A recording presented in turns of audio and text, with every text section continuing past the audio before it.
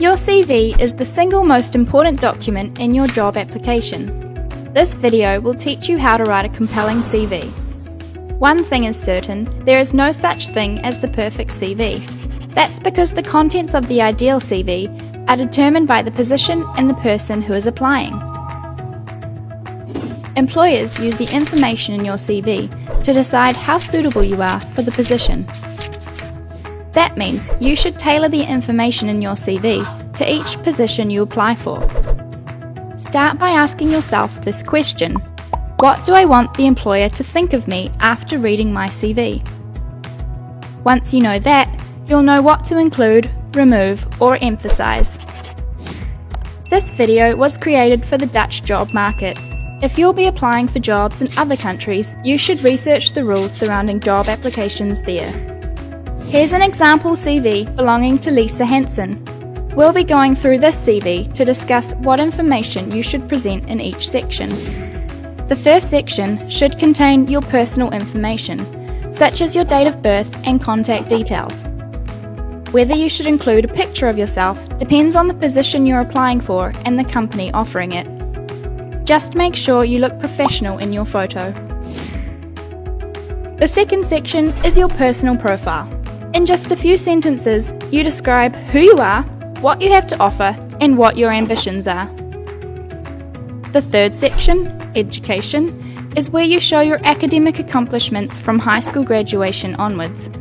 Since your most recent school or academic program is the most relevant, start there and work your way back. In no more than 3 bullet points, you can list your most significant results, such as a high average grade, your most relevant courses, your thesis, or any minors you have completed. The work experience section should contain your internships and any previous relevant work. Clearly state your job title, responsibilities, and primary tasks. The more specific you can be about what you did, the better. Sort your bullet points by relevance, with the most relevant at the top. Your extracurricular activities matter a great deal in the Netherlands. Describe what you do outside of school. This tells the employer a lot about you.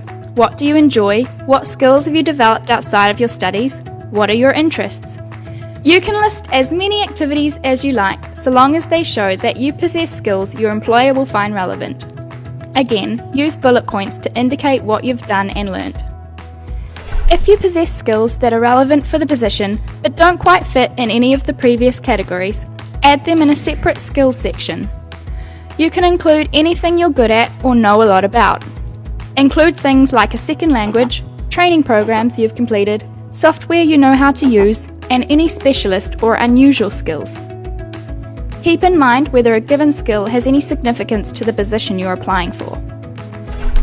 The final section, interests and additional information, is an opportunity for you to provide some personal background to help the employer understand what kind of person you are.